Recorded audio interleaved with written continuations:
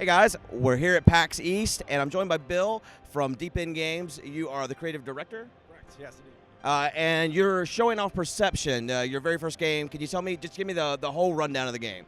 Absolutely. It's Perception is a narrative horror adventure. We play as Cassie, a blind woman who uses echolocation to explore essentially a haunted mansion in Gloucester, Mass. And she's being pulled to it by these visions that she has, and she knows that this place is a real place. And when she discovers it, she hops on the first plane she can, flies cross country, and is like asking, why am I here? And in a very Bioshocky kind of way, she's exploring and uncovering all these mysteries. And as she does, she discovers that there's this evil, malevolent force there that's trying to hunt her down. And so the sound that you're creating in the world is your way of seeing, but it's also a huge risk in that the presence that's there is going to hunt you down based on it. So it's a very nice risk-reward mechanic. So like you said, so she's blind, and she's having these visions. Was she always blind? Like how describe how the visions, you know what I'm saying by that?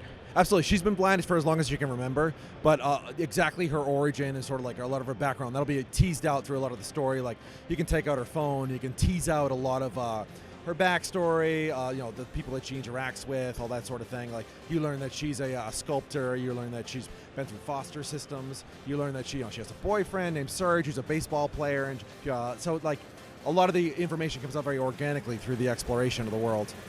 And how long will the game be in total?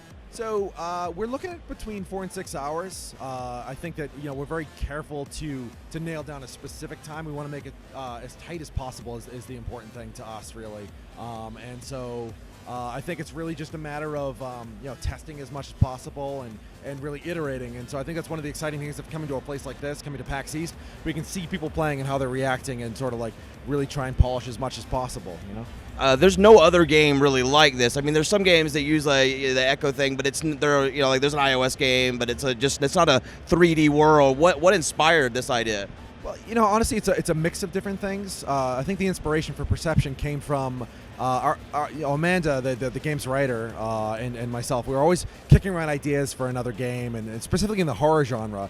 And we looked at the concept of horror is really about taking information away from the player. We often say information is the enemy of horror. And so what you have is, with the idea of being blind, you have a very natural, something that lends itself very nicely to horror. And then we did a little research into echolocation and found that there are people who actually use echolocation, blind people. And we were lucky enough to meet one of them, Daniel Kish, who is founder of World Access for the Blind. And he teaches blind people how to use echolocation. And actually mountain bike and skateboard, and exactly, it's amazing stuff. And so all these different pieces of inspiration from real life, and there's also, you'll see in the beginning of the game, it says inspired by real events, and so I can't really talk about what those events are, but that's spoiler territory. But I think when you get into it, you get into the history of the game, you get into Cassie's background, that'll become very clear. When we talk about echolocation, is this just like her tapping her foot? Like what are the mechanics that go into her mapping the room with sound, so to speak? Absolutely. So Cassie has her white cane, which you can use to tap at any time, and that will reveal essentially pools of sound, which are quite to light to her. But you can also pick up objects in the world and toss them down a hall, not only to light up part of the world and to test the space out, because again, the presence is hunting for you, but in some cases you can create distractions. And so between creating the distractions and also picking up a number of different objects to piece together the story, there's logs and notes, and there's what we call touchstones. They're pieces that have memories imprinted on them, and Cassie can kind of focus on them and tease out an important moment that happened with that object. And so there's a lot of things that interact with, and again, teasing out that story and that narrative. So since she's blind, whenever you find a note or something in the game or something like that, is that something you're able to see, but technically she can't? Or are you, since you're playing this, or you don't have that kind of knowledge? Or like you said, the touchstones, is she kind of like psychic or have these special abilities? Sure. No, that's a good question. And honestly, we try and represent the world as Cassie would see it. And you'll look that there's some detail into the world, right? We're taking some liberties. This isn't a simulation of blindness, I mean. But, you'll notice that, like, when you look at the floors and you look at the walls and you can actually get some sense of what the textures are, they're a little bit, like, almost too perfect in a lot of ways, and because that's sort of how Cassie's imagining it. She knows it's a hardwood floor, and if you close your eyes and think about a hardwood floor, what does that look like? You have an image in your mind, and that's the way Cassie sees things. She taps on the floor, and then she realizes, okay, it's hardwood. Okay, well, we think about hardwood. It's sort of that platonic ideal of what that is. But beyond that, she has her phone, which she can use to scan notes and turn it into like text to speech. But she also has an app on her phone with we call it Delphi, which if it's something like she comes into a room and if there's a scrawl on the wall, or if there's a vignette that she can't really understand, or an object that's really complex, she can essentially call a friend or something like that, or a stranger, and they can tell her what it is she's seeing. So the detail is meant to be exactly how Cassie would see it, or picture it in her mind anyway. And that's an important piece there. Is the game's called Perception. It's called Perception for a reason. So what you're seeing, that may change based on the experience of the game, and or as you explore Echo Bluff more and more. So she's hiding from the presence, and she's if the presence catches her. Is it, I don't know if that's even possible, but if the presence does catch her, does she die? How does that part of the game work? The presence definitely will catch you if you're not careful, and so there's all these hiding spots in the world that you can use. You can hide under a bed or in a closet and that sort of thing. All the stuff from your childhood nightmares, the hiding spots.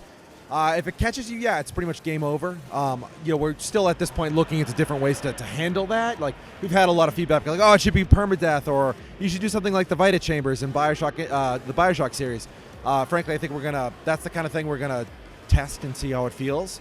But the bottom line is the presence is very deadly, and you want to do everything you can to avoid it.